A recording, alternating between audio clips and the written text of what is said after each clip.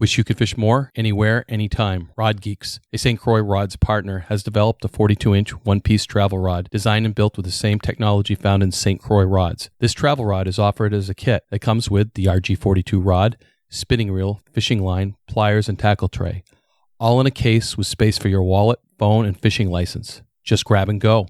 Perfect to keep in your pickup, car, or RV. This shorty performs much like a longer rod, but is compact enough for easy storage and for on-the-go use. Make this the summer you fish more. RODgeeks.com. Guidefitter is the industry network for professional outdoor guides and outfitters, the trusted destination for consumers seeking and sharing guided hunting and fishing experiences of a lifetime, and the enterprise influencer marketing platform for outdoor brands. Guidefitter and its members represent the pulse of the guided hunting and fishing industry.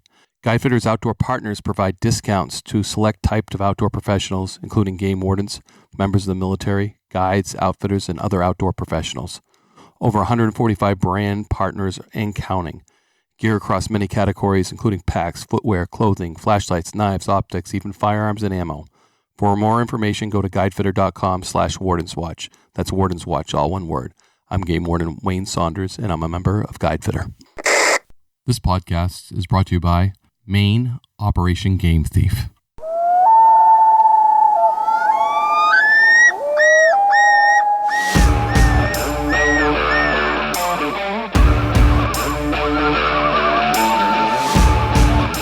Please join me, Game Warden Wayne Saunders, and other Game Wardens on our adventures, protecting wildlife, saving lives, and having fun, all while serving the public and the natural resources of our planet. Listen to the tales and experiences of those who work in the outdoors while being entertained with stories about encounters with poachers, wildlife investigation, murder investigation, near-death experiences, search and rescue missions, wildlife interactions from game wardens around the country and around the world. When I retired, I realized I couldn't let go of that legacy, but rather wanted to share the passion, the commitment, and the stories of those men and women that call themselves game wardens. This is Game Warden Wayne Saunders, and this is Wardens Watch. Wardens Watch, episode 26. Abe, Pennsylvania Game Commission. This podcast couldn't have been at a better time, because as I'm listening to it, I think, hey, this is a recruitment podcast. This is telling people where Abe came from and how he became a game warden and the basic desires that got him there. And do you have those basic desires? Are you in school to be a game warden? Are you in the military getting out and thinking about being a game warden? Because I know you guys and girls are out there listening. I know it because you're reaching out to me, you're asking me questions, you're engaging. And every time that there is a opening nationwide to take a test or to have a roster started, I'm going to try to put it on my Facebook page. So stay in touch with that Facebook page. Look at it. As if California's sending me something or it's posted on social media to recruit game wardens, I'm going to repost that. I'm going to be a source for you guys. I want to be that source. I want to be that help to these agencies to get highly qualified people, motivated people like you listening to my podcast.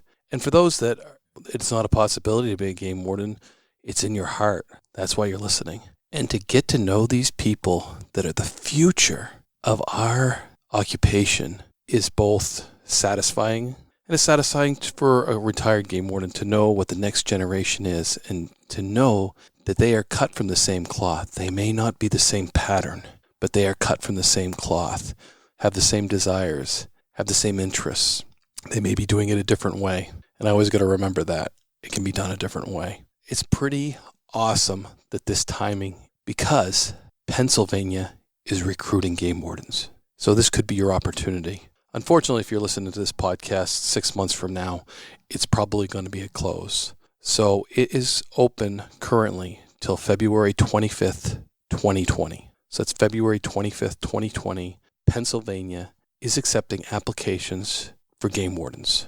And I'll tell you, Pennsylvania is rocking. They just did this study and renamed themselves game wardens. They took a panel of people and asked them what a conservation officer was, what was an environmental police officer, and what was a game warden. And it seemed like everybody related to what a game warden was. We have branded ourselves through history as game wardens, and that's why it's called Wardens Watch. Every now and then, somebody confuses me with a warden of a prison when they hear Wardens Watch. It's because they're unfamiliar. But when they hear warden and they relate it to fish and wildlife, it's game warden. And we consistently brand ourselves as conservation officers, as environmental police, with that general term game warden. Pennsylvania has put that on their trucks again. That's put it on their badge. They are branding game warden because that's what their constituents and the general public are relating to. Awesome. I love when there's something behind the reason we do something. I love it that we take and we ask questions, and then we take those answers and we apply them. That's very important because sometimes we get answers that we don't like, so we don't apply them. Maybe it takes a little more of the further investigation, but we need to take all that information gathered and apply it in a positive manner. This is no different. Abe's interview is inspiring to me as a retired game warden to know that this is the next generation. And it was inspiring to Mark Rukowski from Pennsylvania. He wrote up with Abe. He heard his story. He said, Wayne, you should really interview this kid. He's got a compelling story, where he came from, where he's gone, what he's done, and now he's a game warden. And for Mark to be compelled said something to me. It said, Wayne, you had to do an interview with this kid because I respect what Mark says. So I did. And I can see what Mark saw. And you too will see what Mark and I saw. And it's just, it's enlightening and it's educational to me. And yeah, it was a very, very good podcast. And it's a great timing for Pennsylvania because I think it's like a recruitment podcast. If you want to be a game warden in Pennsylvania, Abe tells you how to go it step by step, and then the process, and then getting assigned, and the fulfillment, and how fulfilling it is. So I just want to thank Abe, thank the Pennsylvania guys down there. They do a great job, and I'm hoping that we can bump up your recruitment with qualified individuals that listen to Wardens Watch. Thank you.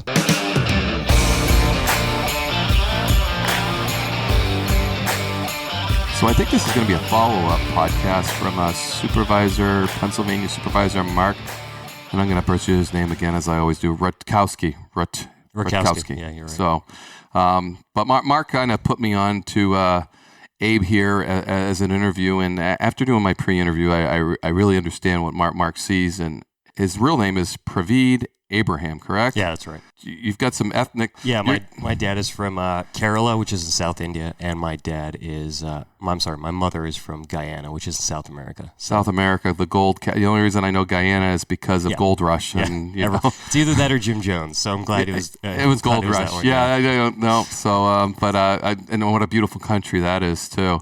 Mark said, the first time he heard your story was coming up from Pennsylvania to attend the Maine Warden Field Day. Yeah.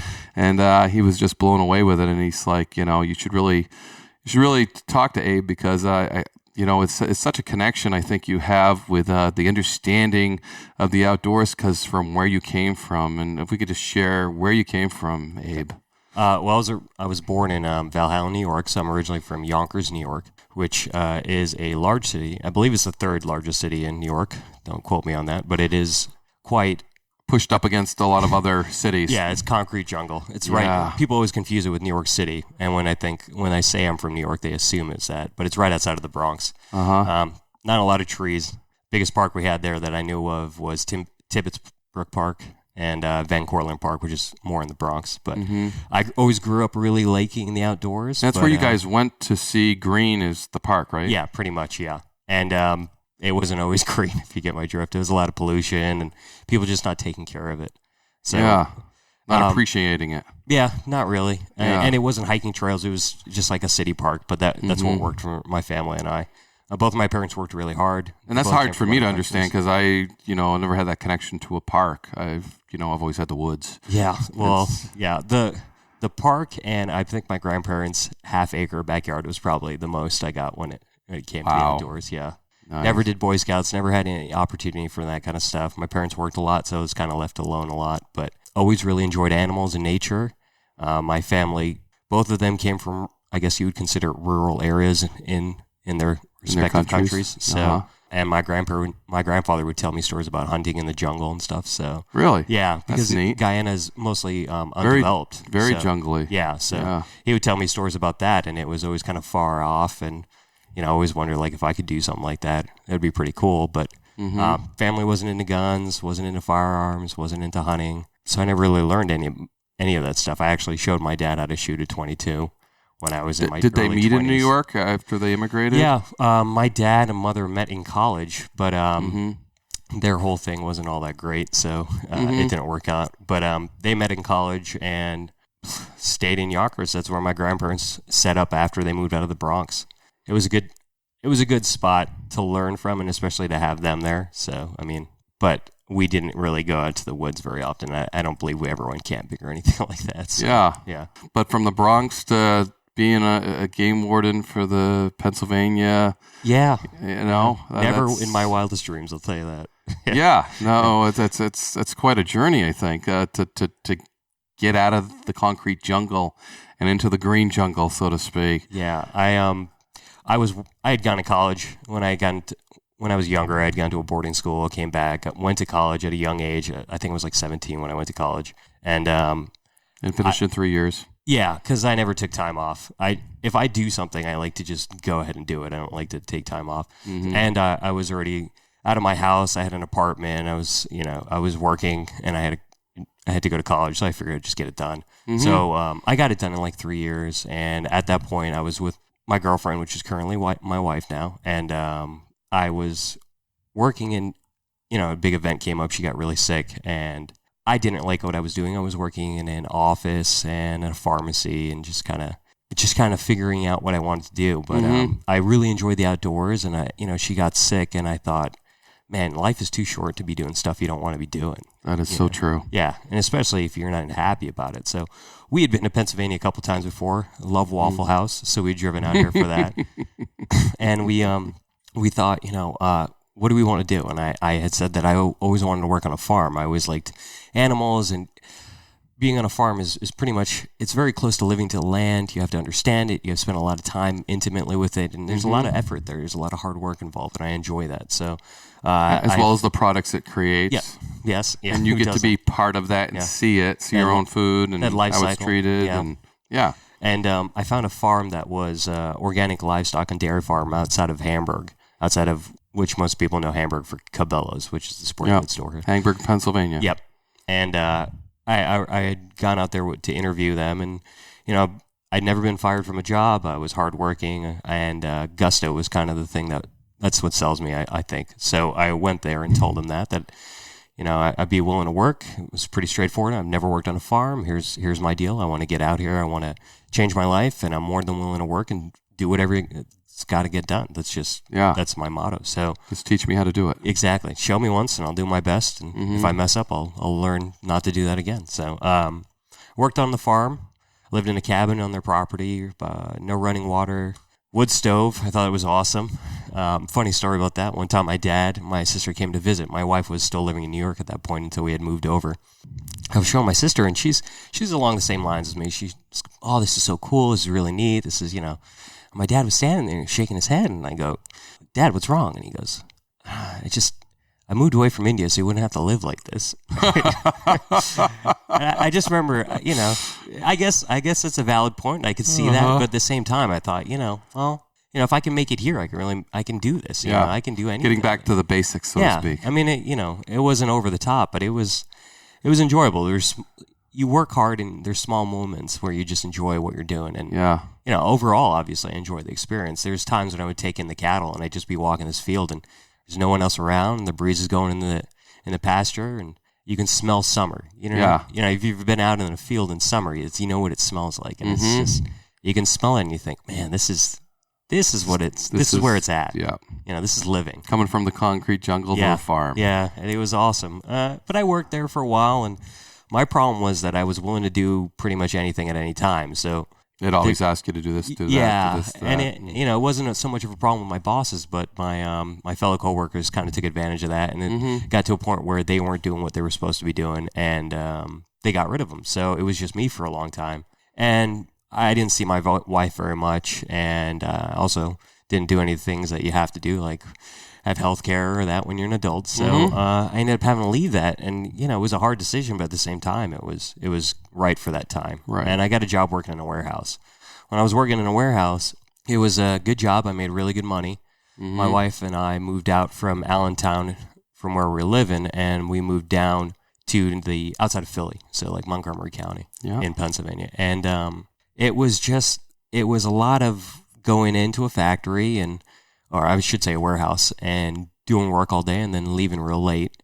While I was there, I met a guy that, really is into hunting and fly fishing and everything. And I expressed like, I love the outdoors. I love being outside. And we became friends, and he kind of convinced me to take my hunter ed and learn about hunting the right way instead of some ways that people can. Right. And he took me out a couple times. Our schedule, the only bad thing about it was since our main business was corrugated boxes, so we were really busy during the shipping season, which is the holiday season. Amazon wants a ton of boxes. Yes. Yeah. So we could never take off for to go out and hunt deer or anything like that. So we went out pheasant hunting, squirrel, small game, that kind of stuff. But I love doing it. Every time they would go out fishing and I could work my schedule to do it, I would do it. So I kept buying my hunting license, kept going out whenever I could. Sometimes I'd go out in the morning or go out in the afternoon with my dog and just try to get squirrels. And, you do what you can, especially nowadays. People have to work a lot. So I ended up doing that for a couple of years, and my buddy told me, hey, the wardens are, the game commission's hiring. Why don't you try to be a warden? I thought, dude, I'm not good enough for that. Like, I don't. Yeah. There's guys who have hunted all their lives. They've grown up in it. I can't compete with that. Yeah. And he says, well, what's the problem, man? If you put in for it and you don't get it, you're in no worse a position than you are now. You were now. Yeah. So I thought, hey, he's right. I mean, you don't get anywhere by never trying. So I put in for the test, and it was, I took the test and I thought, oh man, I can't. Like I bombed that. It was a waste of time. Why'd I drive out here? And letter comes about a month or a couple months later and says, hey, you've been approved for, or you passed the testing. We want you to show up to here. The next step. Yeah. And I didn't realize the seriousness of this. It's a great job, and the people here take it very serious. And I didn't realize that. And I've never had an experience before with a warden, really. Obviously, I've been checked in the field, but I never nor any other law it. enforcement job. Huh? Oh no, definitely not. No, I never consider myself to be in law enforcement ever. But I wouldn't say I didn't take it that seriously, but I've always just kind of done my own thing. That's just how I like to do things. So it sounded like maybe you weren't aware either of how serious it was. No, definitely not. I mean, everybody was congratulatory, but they weren't. No one told me, "Hey, man, you really should clean up your act." So I took a day off to do the testing. My wife came with me. She drove, and I had a book with me. I told her, "Hey, go hang out while I go take care of this." And I had jeans on and a flannel shirt. And I show up to the interview with a beard, thinking, they just want to talk to me. I didn't realize it was an oral test. It wasn't, it wasn't putting anything too serious. I show up and everybody's got clean-cut haircuts and they're wearing suits. And I think, oh, wow, I messed up.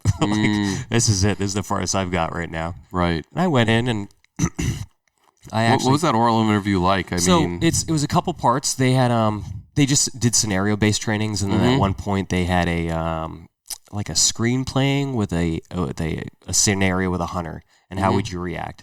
And then another thing was... So it's kind of interactive, you have to say. Yeah, you interacted with the screen more so. But and then also the interviewers were from the Game Commission. So they were actual people that worked in the Game Commission. They would ask you, hey, you have a scenario, for example. You are starting your shift at 8 o'clock. There's X, Y, Z that has to get done. You have a deputy coming on at a certain time. Also, you found out there's a dead deer near a school, and the school comes out at 3 o'clock or whatever. Yeah. How do you go about your day? How do you even plan your day at that? And I remember just sitting there and thinking, okay, well, this is what I would do. And that's how I would do it. Picked it apart. That's how I would do it.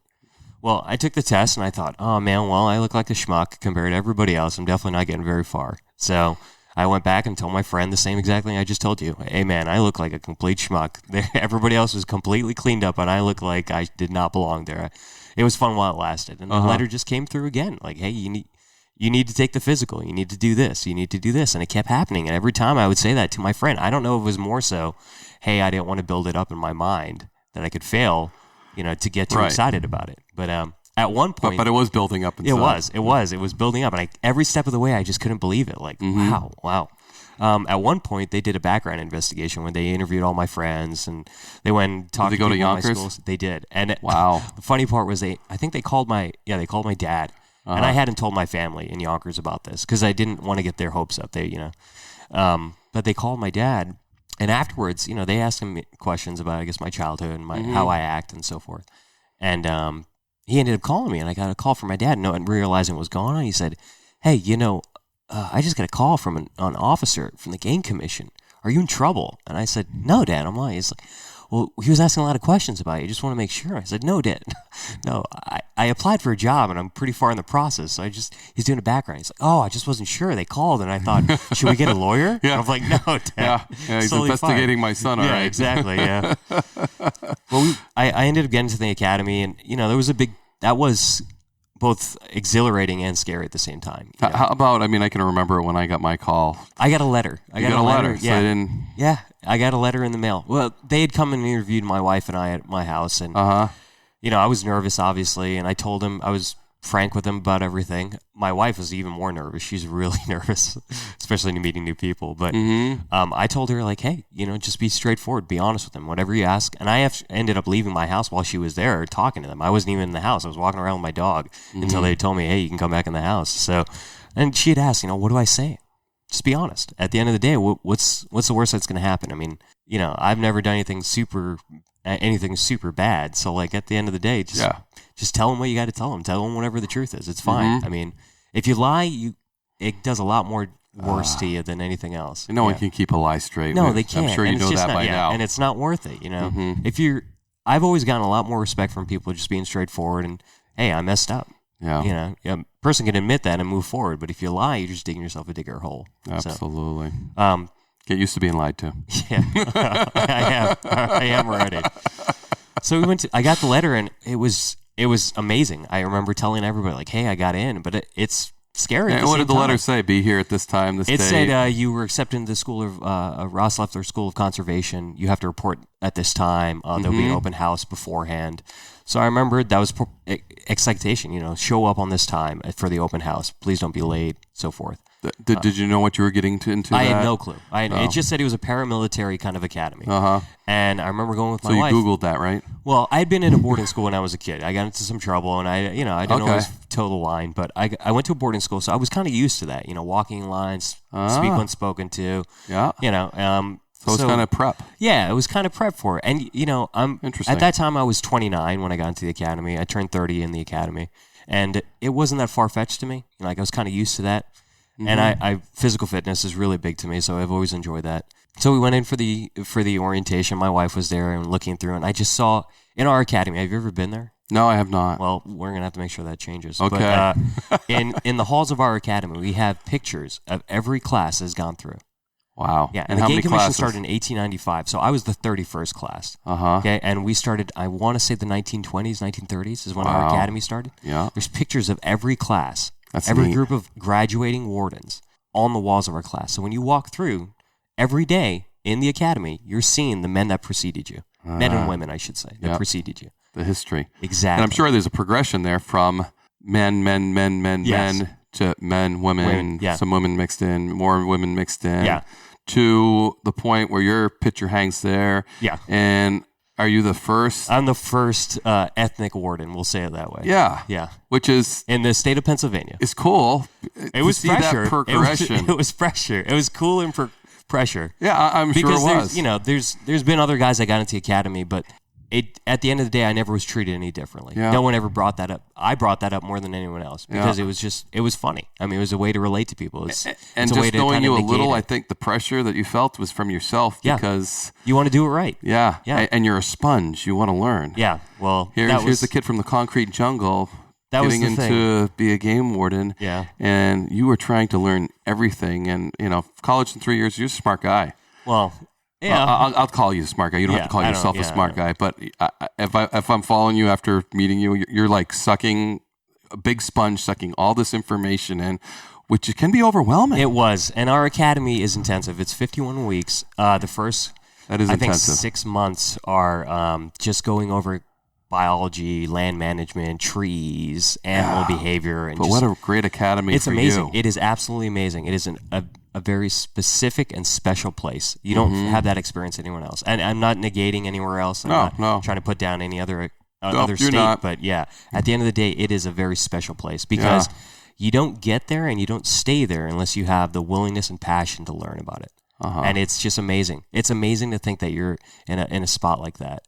And the fact that you appreciate all those academies before you, Abe, is that you walk by those every time, and those guys preceded you. Yeah, and it takes a special person to be a warden. I think you've established that on the podcast. Yeah. And it takes a special person to be willing to walk around in the night by themselves, facing armed individuals, learning about not only, hey, let's do law enforcement, knowing how to cuff a person, and following the law, especially, but at the same time, intimately aware of animals' behaviors. Being aware of the surroundings. It's just it takes a lot to have that person. Yeah. And I was lucky. My class was absolutely amazing. I was straightforward from the beginning that, hey, I did not know anything compared to these guys, because most of my classmates grew up in hunting and fishing, and that's part of their culture, and I respected that. I made it clear that I was not. I was more than fine with learning and you're a blank canvas. Yeah. So I would, and there was times where things you take it for granted sometimes growing in that. Oh, no doubt. No doubt. Would sometimes say stuff, with the terminology I use on this podcast is I got to explain this to people. Yeah, because people don't have that. And there would be times where we'd be sitting in instruction, people would say like, "Hey, say a certain word or terminology," and I wouldn't know what it meant. So I would have to raise my hand, and sometimes I would be drawn. I'd be, do I raise my hand here and just look dumb as heck, or do I go up and talk to my roommate? And sometimes you just had to make that choice. If it was somebody super important, I may not raise my hand and be like, hey, what do you mean by that? I may just wait till later. But for the most part, everybody's extremely understanding because... I do that with acronyms with the federal guys. Yes. Oh, my God. They just throw them out like nothing. Oh, like it's just... And I'm like everyone knows it. Hey, wait a second here. Can we go back to that acronym and tell me what that means? I always opened with, hey, I'm not that bright. What does that mean? Wow. Yeah. And it's fine. I mean, a lot of times if you can admit that you just don't understand something, I think that most people are willing to work with you. Yes. It's when you act like you know something and you don't. That's when you look like a fool. No doubt, Abe. Yeah. No doubt.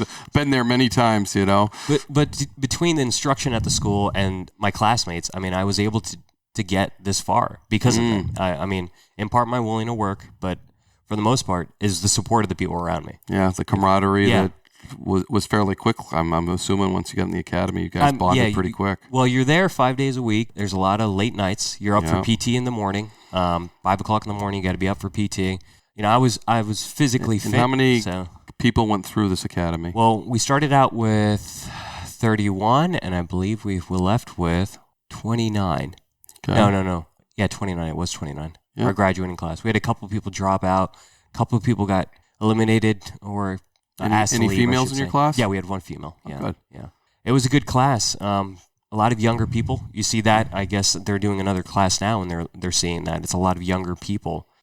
Game wardens they're not going to be millionaires. I think we both know that. Yeah, you're definitely not. But there's a passion there that it just there's a quality of life. Yeah, and there's plenty of times I'm driving around and I think they're paying me to do this. This is my job. Or I go for a hike in the woods because I'm trying to learn the trails, or I'm trying to make sure that nobody's up to anything, and I just look around. I'm like, I'm just gonna take a second because this is my office. My nephew, I was trying to explain what I did. He's 13 now, but when I started talking to him about it, so what do you do? I'm like, well, I'm like a police officer that walks around in the woods to make sure everyone follows the rules. See, the law of the woods. Yeah, I'm the law of the woods, buddy. Yeah, I like that. That's it. Yeah. The academy was interesting. Then you got for field training. After you learn the land management, all that aspect, then you start doing the more police work, learning more about the law, handcuffing, that kind of stuff. And then you go out for 10 weeks of field training with officers and in 3 different spots. I was lucky because I think they worked, they put a lot of thought where you're going and what you're doing. So my first one was in a more residential urban area, or suburban, I should say. Yeah. And then moved out to the second one. And then the third one was really rural. Yeah. Yeah. And that was... They broke you in gently. Yeah. And it was awesome. But you're a farm boy. You were on a farm. I worked on a farm. Yeah. People find it hard to believe sometimes, but... that's a connection you can make with farmers, too, because it's about making that connection. Yeah. And you have that basic knowledge about farming. Yeah, and it surprises some people because they'll be like, "Oh, is that a Jersey or a Jersey?" Yeah. I'm talking about a cow. I should Yes, say. that's a Is cow. that Yeah. Jersey cow? or Guernsey. Yeah. You guys do that? You make your own hair. You bale it yourself, and like people are just like, "Why do you even know any of this?" Yeah. So it's surprising, but Yeah. yeah. I think you're surprising too. And we talked about connecting what you've learned, your job, and bringing it back to the concrete jungle. And how do we get those people connected? How do they get them to understand? When you talked about hunting in my pre-interview, you're the whole package because you get it. It's not just about killing. It's about, doing the whole circle of it. It's about the experience. It's about the quality of your food, knowing where your food comes from, knowing that you processed it, knowing that it's wild, and I just that just impressed upon me. And then to bring that back into the Yonkers, how do we reach those people? I don't know. I've wondered that. Spending time. I honestly think that children at a young enough age gravitate towards that anyway. I mean, what kid doesn't want to spend the time outdoors? You ever find a kid that isn't distracted by television or video games that wants to be stuck inside on a beautiful day? Absolutely not. Every kid wants to be outside. Every kid wants to be doing something. And if you can get them interested enough in any aspect of the outdoors, hunting aside, I mean, hunting's great. It teaches you responsibility. It teaches you sacrifice. It teaches you how to be in tune with nature at the same time. But at the end of the day, I mean, it doesn't have to be hunting to get somebody outside. Right. It teaches you to appreciate that. Yeah.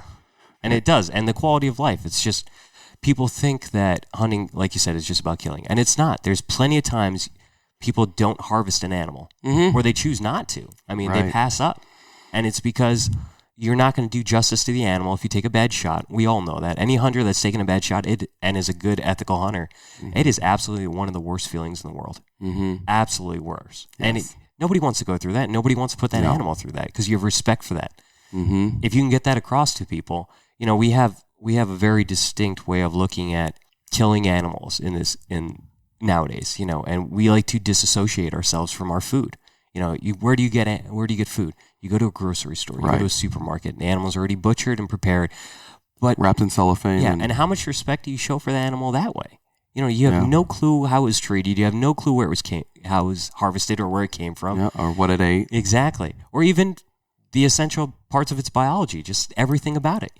A deer hunter knows intimately about a deer. Knows not only their behavior, not only what's right or wrong or how to treat them, but just everything about their body, everything about their anatomy. You don't get any more love or appreciation than knowing everything about something. Being connected to it. Yeah, just being there. But even so, spending time in the woods is another aspect. We had talked about that. Yeah. Just your time flies because I honestly believe that's where we belong. We're not supposed to be. That's where we started. Yes. We're not supposed to be inside buildings or concrete jungles because that's something that we made. And we're not from that. We are from nature. We're supposed to be out in it. And that's why it makes us that spiritual connection. Yeah. Well, there's plenty of evidence that shows that, scientifically that spending time in nature has positive benefits to our health. Lowered blood pressure and so forth. But I mean, just that aside, any kid would rather spend time. And I have family and friends that are still there, that are still in that concrete area. And you're trying to reach them. Yeah, you're trying to expose them to that. Any picture of any wildlife I have, anytime I deal with bears, especially in the area I'm at now, I send it to my sister or my niece, and she's absolutely into it. She loves it.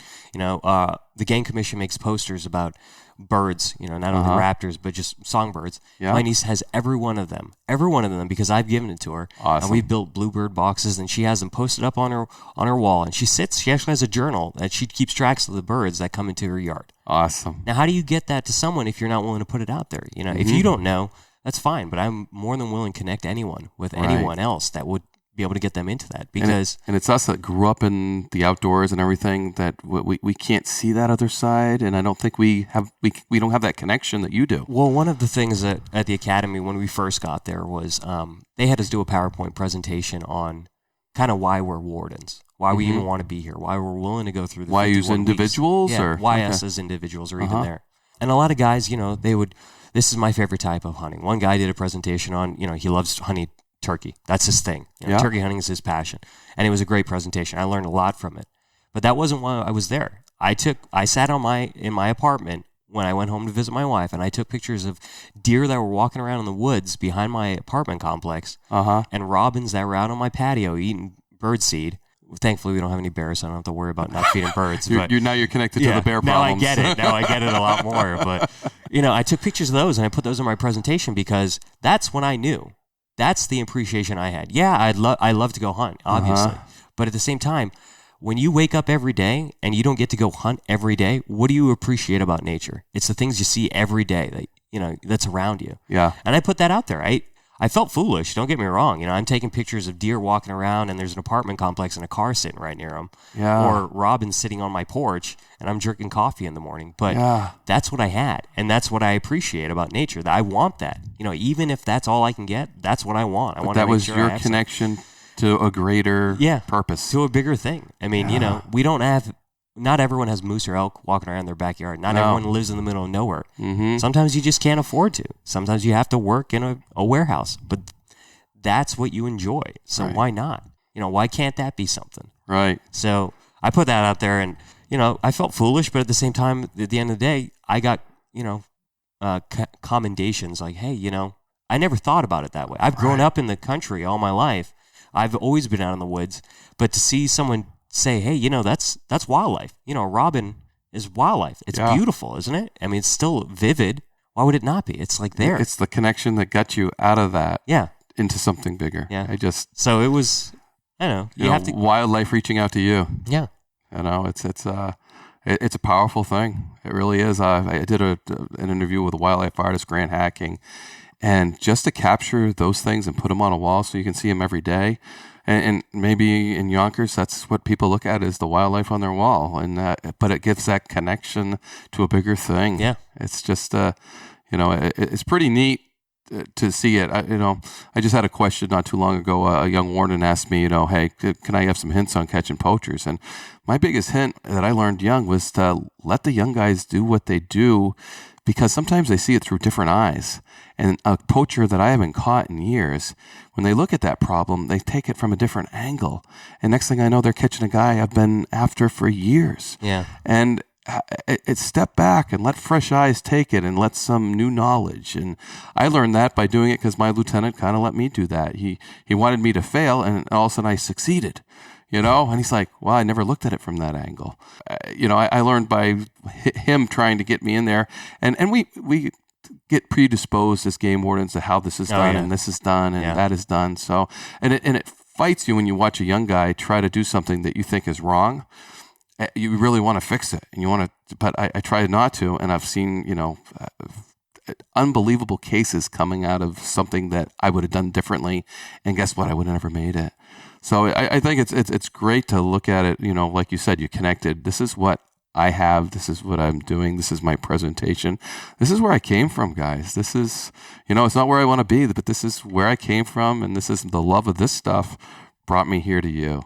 And then to be that sponge to look at it through new eyes, everything at Academy, that's awesome, because we take it for advantage because we grew up hunting with our dads and our grandfathers. And my roommate was like that. He's from Western Pennsylvania. Amazing guy, amazing trappers. But he knows the woods. Like, he grew up in the woods. Mm-hmm. And I think the greatest compliment I've ever gotten in my life is from graduating. When we were graduating, we had a get together, and he had told me, it's amazing how much stuff that you could take in. Like, you are a hard worker. And that was probably the greatest compliment I've ever gotten from a woodsman, because to say that I could take in and learn as much as I did. Obviously I didn't learn everything. I mean, there's so much information coming at you, Mm-hmm. I'm not that bright to be able to learn exactly verbatim everything I learned. But at the end of the day, I mean, I learned a lot. I learned a lot, from the teachers, from my classmates, and I was willing to. And that's the why. Willingness. I was going to say that. The willingness to learn. Yeah. Rather than having already, I know this, I know that, I know how to hunt deer, I know how to hunt bear, I know everything about You can them. always learn something. Absolutely. You can always learn something. And that's the cool thing about nature, is because it's not fixed in a certain way. We all know that. Everything changes all the time. The only constant is change in life. So the ability to look at something differently, or take someone else's opinion, or, ask a trapper, ask any trapper how he sets a trap. Right? You ask 3 more trappers, it's going to be different. It's going to be different. Yeah, what they're looking for, what they're setting up for, how they want to catch the animal, what they think is the animal is going to do. It's different. And it doesn't mean they don't know what they're talking about.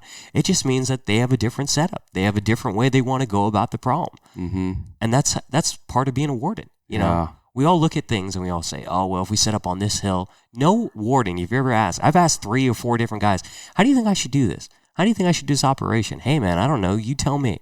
And it always is different. It's like, well, you could set up there. Geez, I never even thought about that. Right. You know, I never even thought about dressing up in camo. I never even thought about getting out of the truck and sitting there all night. There's 5 different answers, but none of them are right. None of them are wrong. Right. They're just a different way to solve the problem. Exactly. And what's the most efficient way to solve that problem for that problem? Yeah. Because everything's different and, that's cool. So graduating that academy had to be a pretty proud moment for you and your family. It was. I never got too excited. I'm kind of like that. I never get too excited about something just because, I guess the letdown. So throughout the whole academy, I'd say if. Yeah. I wouldn't say when I'd graduate. I would say if. Hey, who knows? Maybe they'll kick me out tomorrow. I don't know. My wife would get so angry at me. But I'd say if. I got to graduation, and it was cool because, my grandparents had played a big part in my life. And my grandfather was a police officer down in Guyana. Neat. And, he's been dead for a couple of years. So I had my uncle, who's a lieutenant colonel, actually get to pin my badge on. And he came all the way from California. I remember being super nervous about it, too, because I was, I knew I was graduating. And I had called him one night while I was walking around in the academy. We had some free time, and I was trying to figure out how I was going to ask him, because it's a big deal to come all the way from California. It takes time. He's a busy guy. Deal. Yeah, It was a big deal for him to do that. And I did, and it was nothing. It was like, of course. I asked him, hey, during our ceremony, I'm going to have somebody pin on my badge, hand it to me and everything. Can you do it? It'd mean a lot. And, you served our country for 20 years, and, I'm really proud to serve in the way I can. And, of course. And my whole family was there. My in-laws came. Everyone, my wife has supported me so much throughout the whole entire process, and she was extremely proud. She still is. Yeah. And is extremely proud of what I do because, it brings her to tears to even say it. Like, I'm protecting our wildlife. I'm protecting our resources. I'm protecting nature. And like my nephew said, I'm the law of the woods. You are the law of the woods. Yeah, and it's amazing. But behind every warden is his family. Mm-hmm. No doubt. Yeah. No doubt. And is extremely proud. They were all very, very... I still have to explain what I do a lot of times to my parents because they just never had that interaction, hunting or fishing or anything like that. But they hear stories and they watch Northwoods Law, and that kind of helps. Kind of connects them. Yeah. Mm-hmm. Yeah. And that's done a lot, and that's I'm trying to just embellish on that, so people can get the behind the scenes and the stuff they don't see on TV. And well, it's not always sunshine and rainbows. That's one way to put it, but. As with anything worthwhile is really hard. Nothing easy is worth it. Easy come, easy go, right? That's a saying. So if every day was sunshine and rainbows being a warden, why wouldn't everybody be a warden? Everybody would have done it. Yeah. There's the problem is I only remember the sunshine and rainbows. I don't remember freezing my tail off. No, there's certain points where I look back and I'm like, I can't believe I did that. Well, in the academy, one of the things we had to do is we got sprayed by our mace, like our pepper spray. Yeah. And the reasoning obviously is because if you're going to do it to somebody else, you should know what it is, and if it ever gets turned on you, you should be able to fight through it. Exactly. And let me tell you, it was one of the most horrific experiences I've ever had in my life. And I've run marathons, I've done ultra marathons, I've done things like that where I put my body through the rigor, But that brought us closer together, and there's now times still where I see my classmates, and you remember that time when we had the OSA? Oh my God, it was horrible. The hard times is really what tests you. Yes. You never hear somebody say, "Oh man, that time when I got to sleep in that hammock all day and I got to eat all the ice cream I wanted, that really showed me the type of man I was." That's right. All the I'll say old timers, and I'm putting that in quotation marks. All those guys that I talk to, it's the hard times that really test them and show them where they're at, what they're worth. And you never hear them say, "Oh, that guy, he was really worth it," because you know what he did? He sat in his office all day when it was real cold. I've never heard that statement. Never. Some of us get to do that when the years come up through. Not as much on the negative 30 days. Yeah. So. But yeah, so And now you're assigned to Monroe County. So like the Pochonos? Yeah, Pochonos. Yeah. The love capital of the United States. Is that what it is? I didn't know that. That's a good one. That should be our title. Yeah. I'll bring that back up. That's we right. have Pocono Raceway there, which is pretty popular. We get thousands of people coming in for the races. So that's gigantic. And you have a huge bear population there too, huh? Yeah, we do. We do have a Have huge you had bear encounters with those? Oh, yeah. On a regular basis, huh? Yeah, quite a bit. And I do a lot of trapping. Like I've only been in the district since February, so a couple months now. But so you were there when they all woke up. Yeah, yeah. And I got to participate in the bear denning.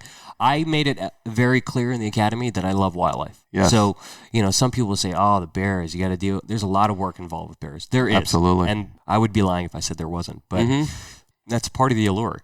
I mean, how many times can you wake up ever and say, hey, you know what I got to do?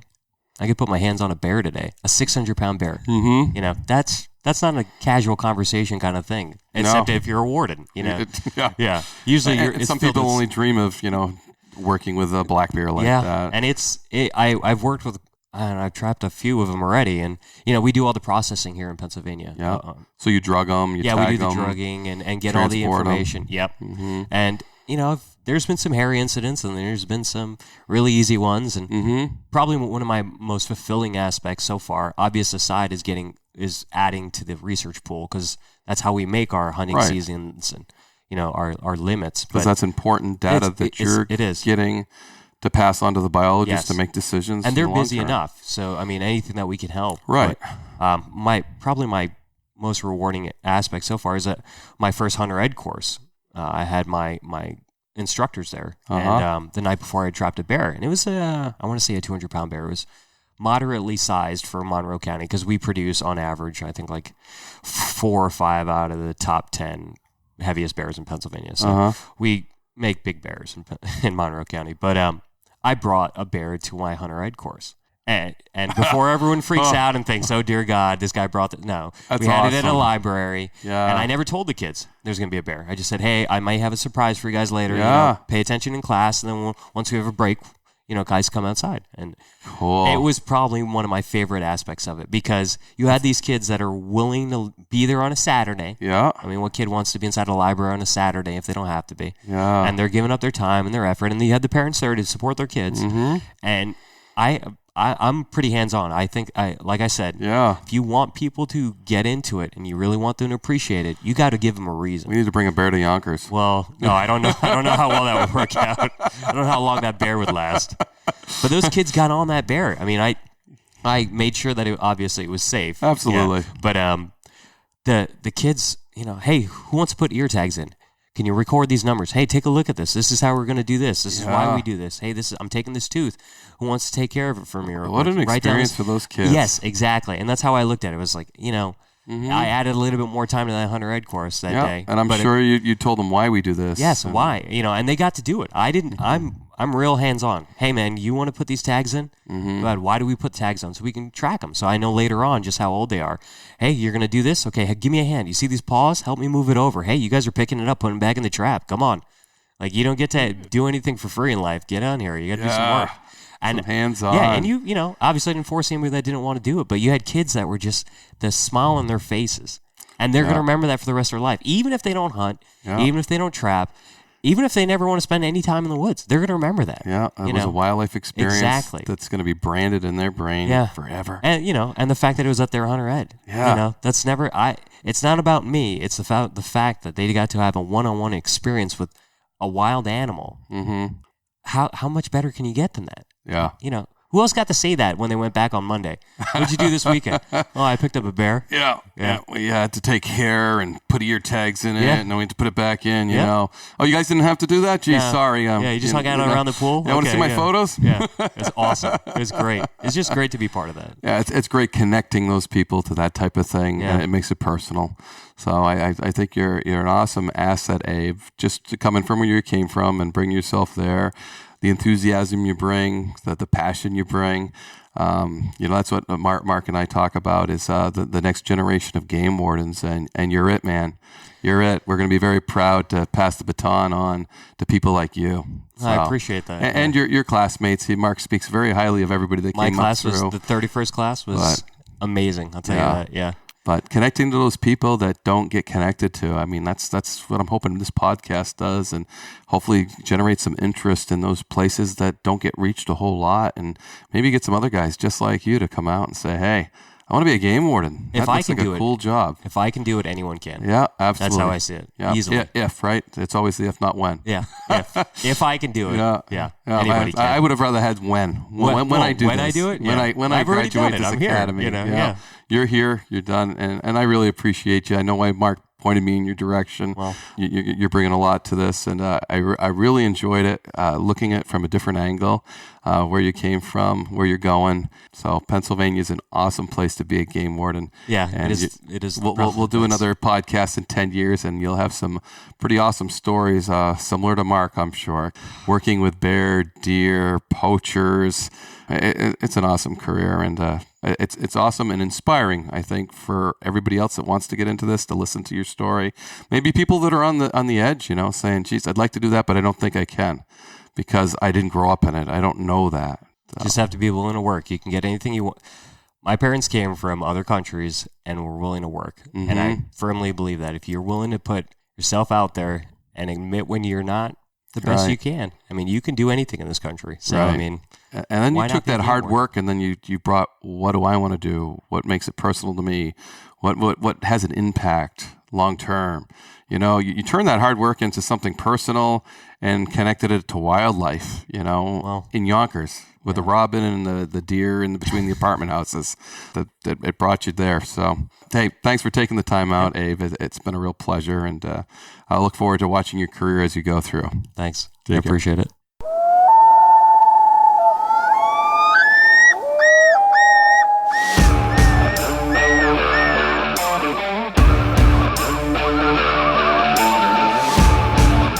Please join me, Game Warden Wayne Saunders, and other game wardens on our adventures protecting wildlife, saving lives, and having fun, all while serving the public and the natural resources of our planet. Listen to the tales and experiences of those who work in the outdoors while being entertained with stories about encounters with poachers, wildlife investigation, murder investigation, near-death experiences, search and rescue missions, wildlife interactions from game wardens around the country and around the world.